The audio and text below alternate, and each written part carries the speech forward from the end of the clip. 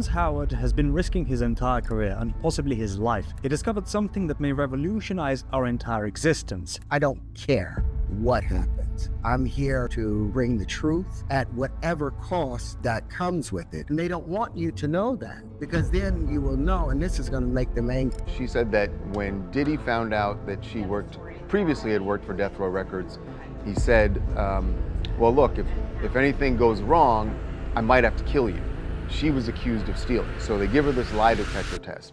And the person who was giving her the lie detector test said, this is, wow.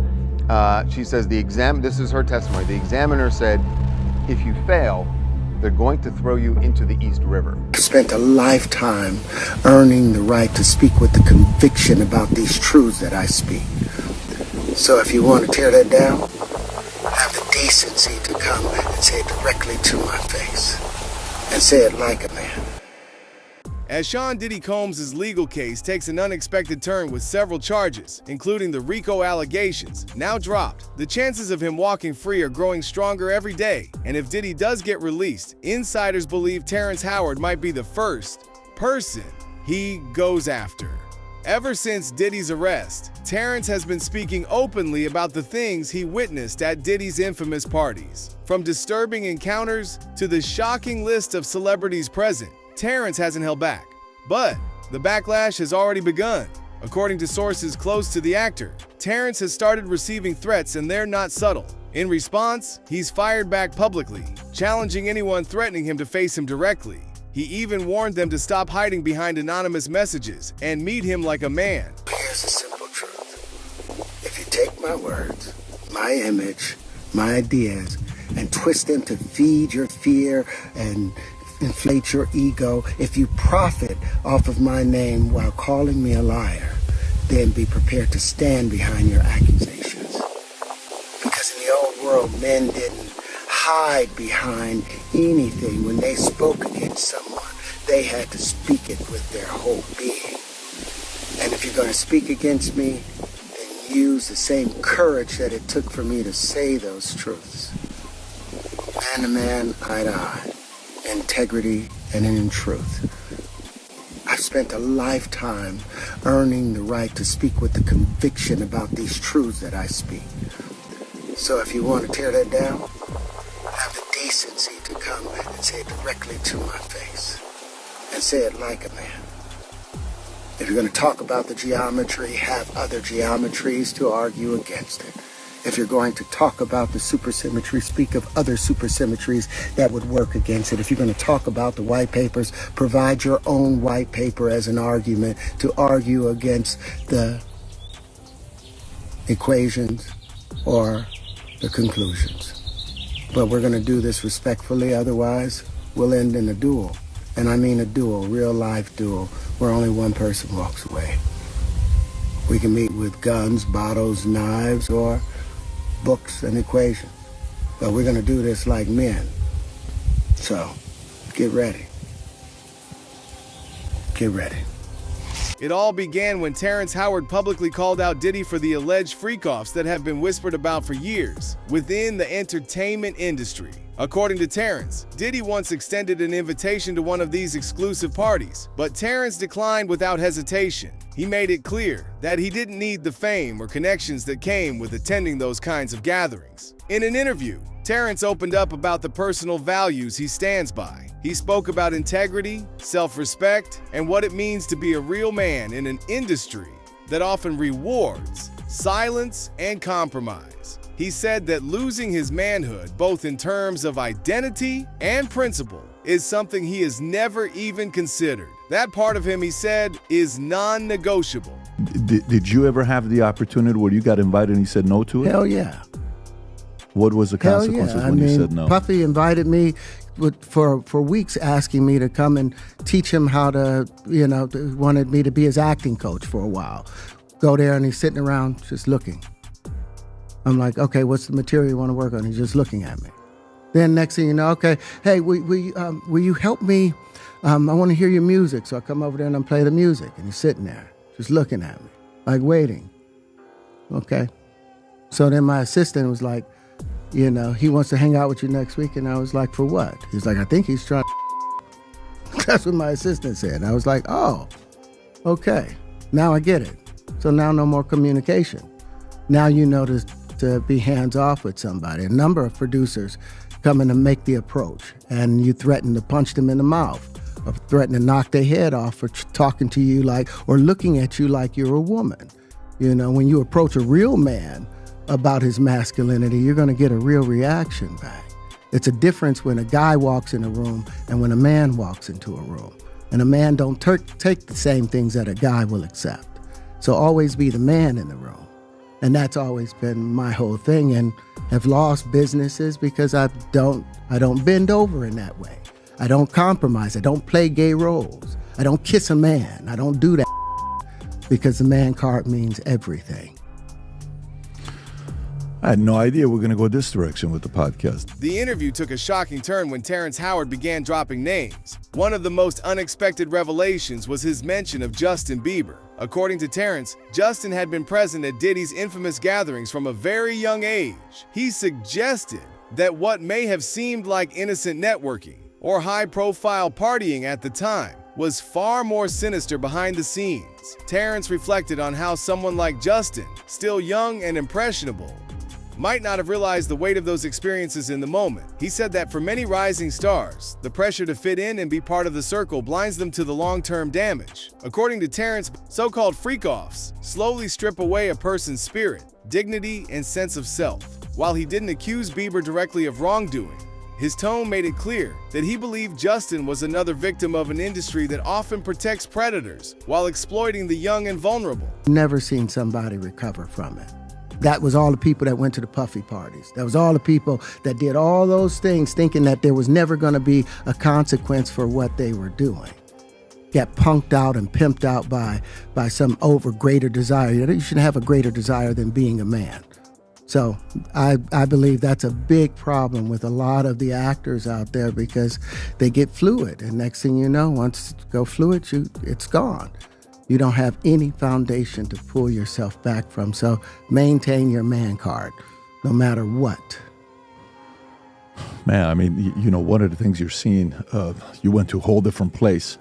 Sorry. No, I get it. So you see some guys struggling with that. You see Bieber struggling with that. You see some of these guys struggling with that. They can't get it out of their head. They can't get it out of their head. The things that they did, no matter how they did it, whether they were drunk or high or whatever, you gave up your man card. You need therapy.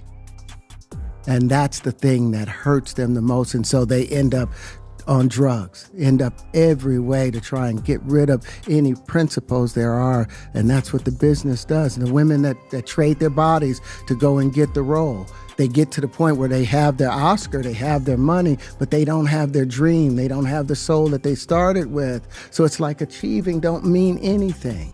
If I get all the Nobel Prizes from doing all of this, but in the process I have to trade out all of my integrity to do it so that they can stay in place, what benefit is that if I lose my integrity? You got to go in as a principal. And what we were brought in here as men. We produce 1,500 sperm per heartbeat for a reason, because the aggression is necessary. Terrence Howard didn't stop at exposing celebrities or refusing Diddy's alleged invitations. He took it a step further by issuing a bold warning to anyone on the internet trying to discredit or threaten him. In a calm yet firm tone, he made it clear that he is not afraid of backlash and he refuses to be silenced. Terrence addressed the trolls, the industry insiders, and even the anonymous accounts attempting to intimidate him. He said he knows exactly what he's risking by speaking out, but that will never stop him from telling the truth. According to him, too many people have stayed silent for too long, and the cost of that silence has been too high.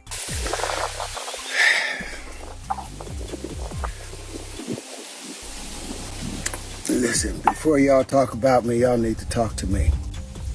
You see, once upon a time, if a man questioned another man's honor, he didn't do it from the shadows. He had to do it out in the open, with his name, his chest out, and his chin high. Not hiding behind a keyboard or tucked behind editing clips of fair use disclaimers. You see, citing Section 107 of the Copyright Act does not give you free rein to defame, misrepresent, or harm another's reputation. Fair fair use is not a shield for character assassination. So here's the simple truth. All of Diddy's alleged threats against Terrence Howard started to feel much more serious after a shocking revelation from his former assistant, Capricorn Clark. During the Diddy trial that is now the topic of the town, Capricorn claimed that Diddy once threatened to kill her, and she wasn't speaking in metaphors. According to her, this wasn't a heated argument or a passing comment. It was a direct threat that left her fearing for her life. Capricorn worked closely with Diddy and witnessed firsthand the power he held behind closed doors. She described a culture of fear, control, and silence that kept people around him in line. Her story added weight to Terrence Howard's warnings and the backlash he's been receiving. If someone who worked for Diddy could be pushed to that point, it's not far-fetched to believe that others, especially those calling him out publicly, could face the same danger.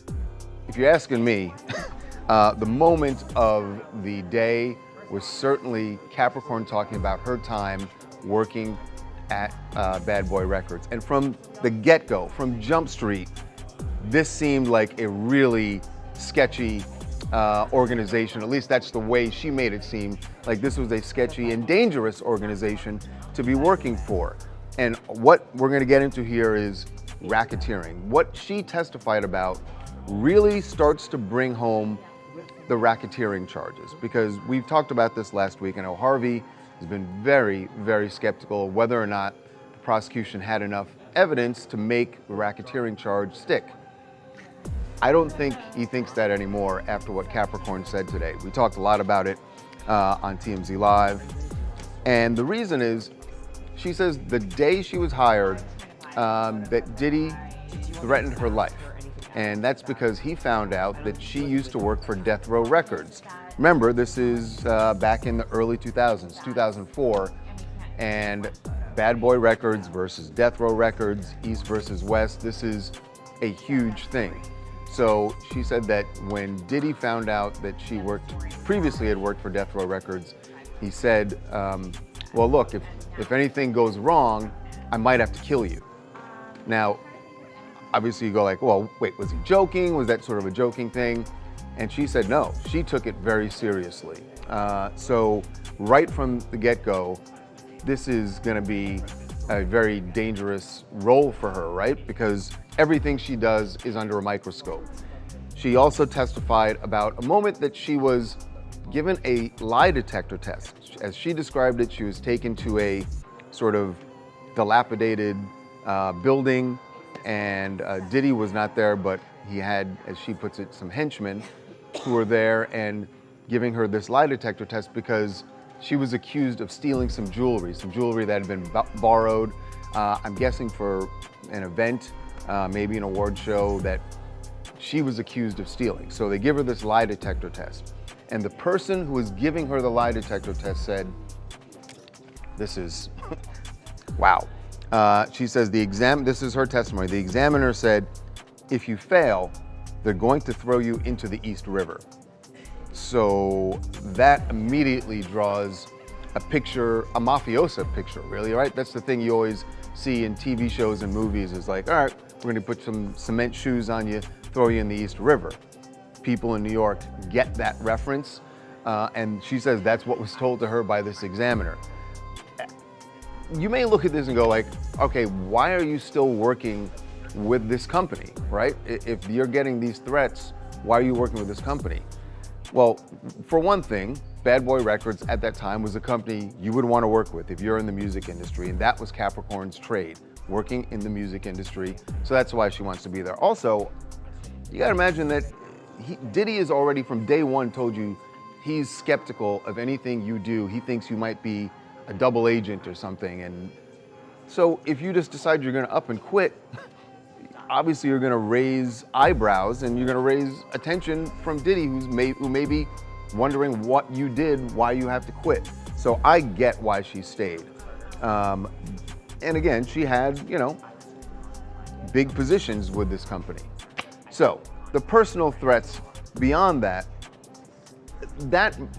I wanna say the personal threats really paint a picture of, and Harvey kept saying this last week, I don't see classic racketeering. I don't see the kind of racketeering evidence that you see in a mafia case. To make matters even worse, Sean Diddy Combs has also faced disturbing allegations of kidnapping, adding another dark layer to the growing list of accusations surrounding him. The allegations suggest that Diddy used his influence and resources to trap individuals, keeping them isolated and under his control. Victims have described being lured into environments they couldn't leave, often under false pretenses, and then being threatened or coerced into silence. These accusations, when combined with the threats made against people like Terrence Howard and Capricorn Clark, create a pattern that is deeply unsettling. Sean Diddy Combs back in court for week 3 of his and racketeering trial in New York City, maintaining his innocence as an ex-assistant, takes the stand with damning testimony. The prosecution may have been trying to make an argument for the kidnapping, which is part of the bigger criminal enterprise racketeering charge that Combs is facing. Capricorn Clark on the stand Tuesday, claiming the music mogul kidnapped her in 2011, taking her to Kid Cudi's home, which she claims he broke into, matching the rapper's own testimony from last week. He described seeing gifts that were unwrapped and that his dog was locked away in the bathroom. So he believed that someone had broken into his house, and he testified that he believed that person was Sean Combs. Over the weekend, Diddy's legal team reportedly asked the judge to throw out part of Cudi's testimony about Diddy allegedly bombing his car. The defense pointed out that there was no forensic evidence, no video evidence of Sean Combs being a part of that break-in, and then more importantly, that Molotov cocktail that was thrown inside Kid Cudi's Porsche 911. And I think when we think about where is the racketeering, where is the criminal conspiracy, part of the criminal conspiracy lays out arson as one of the elements. So this is possibly being able to show the arson. Capricorn, who worked for Diddy from 2004 until 2020, also claimed to have heard him make threats on rap rivals Suge Knight and 50 Cent, all while detailing the hostile work environment that another former assistant, George Kaplan, testified about in court last week. I think what was interesting for jurors to hear, though, is for him to talk about sort of this violence that he saw and this rage that he describes Combs having. Capricorn told jurors she was forced to take lie detector tests as an employee, alleging she was held against her will for days on end until the results were to Diddy's liking, all while allegedly suffering physical at the hands of the embattled star.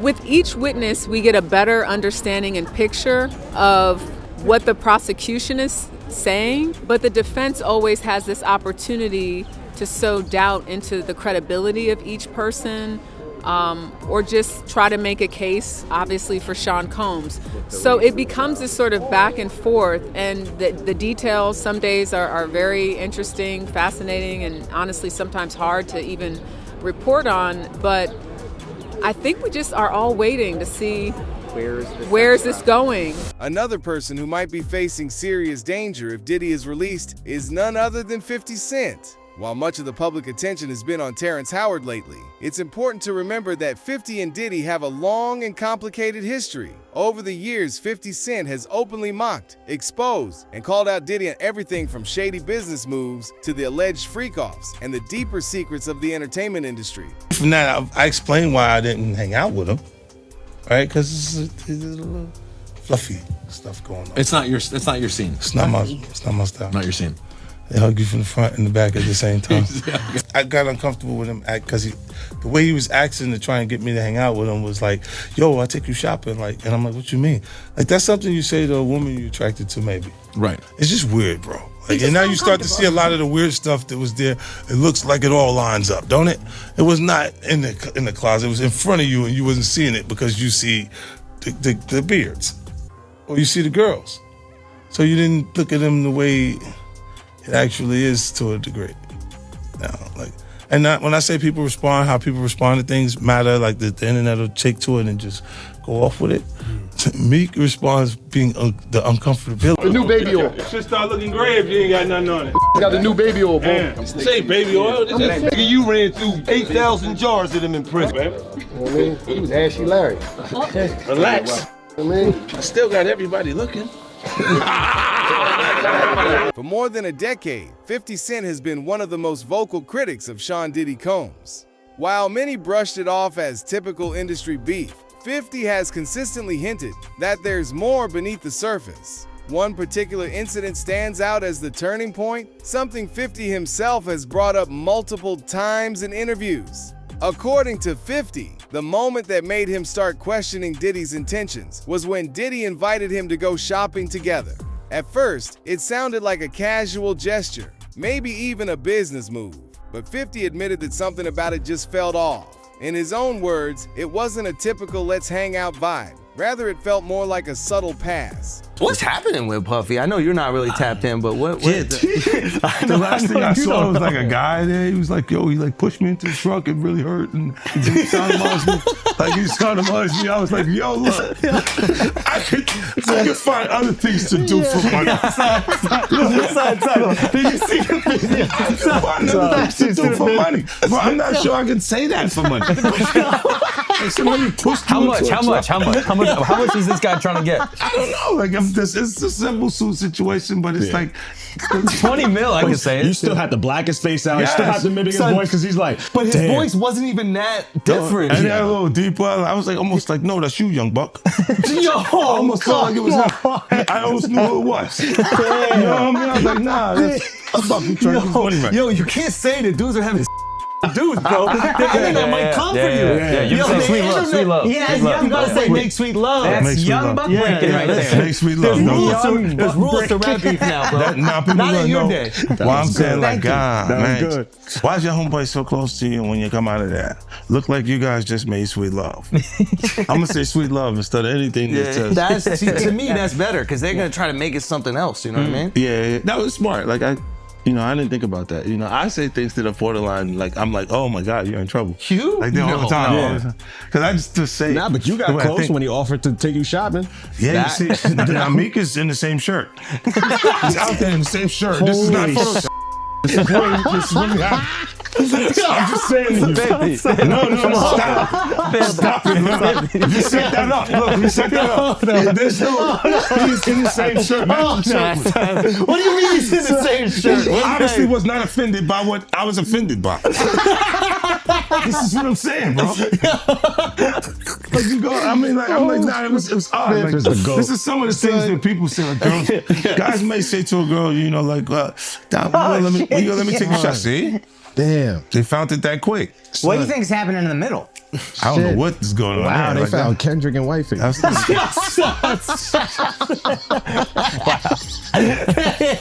can't dress up Kendrick like that. Oh, you can't dress him up like that. No, it's jokes. That's like the white chicks movie, bro. You can't do that. Yeah, that was comedy. That was good. Yeah, but that was get away with Wifey. That's obviously doing shopping. They got the same outfit. Yeah, it's true. Yeah, that's a nice shirt. That was a nice shirt. All right, so when he said the shopping line in real life, what did you say? I said, let me get away from him. Because he was like, yo, you hot now. Now we gotta hang out now. Like hang out. Yeah. He said, I don't know, maybe I take you shopping and I get you some flash and you could give me the And I was looking and I was like, let me just move away from him because I'm gonna mess up the wedding. I always say to myself, it was someone's wedding? It was Chris Lighty's wedding. It was in Miami. Nori's there. Nori knows this because I looked at him like, yo. 50 Cent has long suggested that one of the biggest reasons most celebrities don't speak out against Sean Diddy Combs is because they're genuinely afraid. In several interviews, 50 has pointed out that Diddy holds massive influence within the industry, from music and fashion to media and branding. According to him, many celebrities have experienced or witnessed questionable behavior, but they choose to stay silent out of fear of being blacklisted, silenced, or worse. He explained that the industry often lets things slide just because it's Diddy. His status, power, and deep connections make it risky for anyone to call him out publicly. That's why 50 has always made it a point to speak up, even if no one else would. He's like, yo, certain things they let it go by because it's Puff. Like they would look, like he would say stuff, but it's like he wasn't like in the closet, he was like in the hallway. Now you see so much go away. No, this was visible, guys. He was in the hallway. We saw the video. You saw that video. It comes out later. You're like, that's not the closet. That's the hallway. He didn't give a fuck. Like, you can tell. Diddy was already. Nah, New York is dope. Because when Fab, he was like, "Yo, Fab, we ain't party." Fab was like, "Nah, we partying tonight." He's like, no, like, but they didn't party. Yeah. And I'm like, yo, they let that one go. Like, I had to say something about it later because I was like, oh, it was fair. What did it feel like all these years? You being the only one calling this out? I look like I've been the crazy guy for a long time. They said you're a hater. They said you're crazy. You do this, yeah. And now everybody's complaining. My ass is hurting. This all coming. 50, you can't make jokes about it. No. The internet might come for you, bro. All I'm saying is, it might come from you. You see it now. All of these complaints. People were damn, they were and pillaged. This was what was going on, right? And what do I get for I went through years of a hater. You're a hater. You want this and that. I'm just watching. Like, I look at things and go, when you see the new lawsuit coming with Jay, the part with Jay, I go, oh shoot, like. Then I think about it, I go, that had to be there. So when I was saying that he was missing, he just wasn't actively being out there because they was dealing with that. Wait, do you think there's truth to the Jay thing? There's no way. Know, like that. Look, you know what's like if you say, I have this thing where I'm conflicted when it takes you 20 years to remember something happened to you. Yeah. Okay. I don't know. I go, oh, so 10 years, 20 years later, that comes back. And it's like all of Puff's problems are coming from the ministers touching little boys. What you mean? The laws are the way they are because Because of the priests. The priests touching little boys. Why are we looking at me, bro? I just your go to man. church. I just go to church, right? I have nothing to do with this. I have an alibi. That's why the laws allow them to go that far back. Turn away from you right there. I'm just a Catholic kid. You said you've been diddled, dude. No. What's the body of Christ taste like? That's sacrilegious. You can't do that. He's like, yo, drink my blood. So it is crazy when after 20 years they come at that foul. But with Puffy, you were the only one saying anything for decades. Yeah, because we had our own little thing. But you were the only. Everybody else was scared. Huh? But everybody else was scared. So you think maybe this is a similar thing where everybody else is scared? I don't know what it is. I'm just asking. I think that they're scared. But if they're scared, then maybe that's what I'm thinking. But you've been insinuating Jay-Z a little bit. Yeah. Like you've been saying people gonna come for him a little bit. No, I thought he would do funky stuff like the Super Bowl. Amidst all the chaos and allegations, new pieces of evidence have begun to surface, making it harder for anyone to deny what Terrence Howard, 50 Cent, and others have been saying about Diddy for years. Trashed hotel rooms, reportedly used for the infamous Freakoffs, have been documented with disturbing details. The idea of Diddy being released from jail now feels wild and chaotic. If he walks free, many fear what could come next, not just for those who've spoken out, but for anyone involved in the larger web of silence surrounding him. The public is watching closely, and one thing is clear. If Diddy gets out, it won't be quiet. It will shake the industry to its core. The prosecution pulling out all the stops as they make their final push to put Diddy away for life. Shocking images revealed from inside the Freakoffs. Hotel rooms in disarray with thousands of dollars worth of damage. Diddy's son Justin arrived in court to watch the government wind down their case against his music mogul dad. Diddy dancing poolside and chilling with a glass of wine on the beaches of Turks and Caicos. These home videos released by the government showing Sean Combs enjoying his life of luxury. They were shown as part of the prosecution's case. Pink cocaine and a shocking amount of high-powered rifles. These never-before-seen pictures were taken by police during the raids of the music star's homes. Police photographed a collection of lingerie, 200 bottles of baby oil, and 900 bottles of lubricant as we see for the first time what some of those Freakoffs looked like. Hotel room furniture covered in sheets and towels. In response to the large collection of Freakoff supplies, Diddy's defense attorney argued last week his star client likes to buy in bulk like any other American. They've said on day one to the jury, we have flight records that prove that Sean Combs and his company were transporting these male escorts, were transporting women like Cassie and Jane across state lines for the purpose of that they did not want to engage in. CNN's Elizabeth Wagmeister, who broke the story of the now infamous hotel surveillance video attack, was inside court today. If the jury believes that these women were coerced into it is not something that they wanted to do, well then they have the flight records and the hotel records to back it up. The prosecution's summary witness was on the stand today and read part of a heated text exchange between one of Diddy's alleged victims, Jane and Combs. Jane texted, "I'm not coming to New York. I feel disrespected. You just want me for a hotel binge. I don't want to be used and locked in a room to fulfill your fantasies. It's my life and I'll kill you." On Friday, this explosive audio was released by the court of an angry Cassie Ventura reacting to a man threatening to expose her in a freak-off video. "No, I will kill you if you don't show me right now. I will kill you and I will hide you and I will cut you up and put you in the dirt right now." Even if the jury does think that she sounds aggressive and that she sounds like a violent person, they may remember her testimony. She said that she was scared to death that these be released and that they could ruin her. Diddy's team will begin their defense soon with a goal of handing the case to the jury as early as next week. Can you tell me what approach you think they will take? You know, the defense has to be really careful here because less is usually more. The defense's presentation is going to be very short. They have said that it will take 1 day, maybe 2. Any indication that Diddy himself will take the stand? It seems unlikely. So during his testimony, he could control the narrative, but the second it's time for cross-examination, he loses all control. There's just too much risk in that, so I would highly doubt that he is going to be testifying. So what do you think? Will Terrence Howard make it out untouched? Or will Diddy's release turn Hollywood into a war zone? Let us know what you think in the comments below. And if you like this video, hit that subscribe button so you never miss out on any new videos. And until then, fam, keep it real.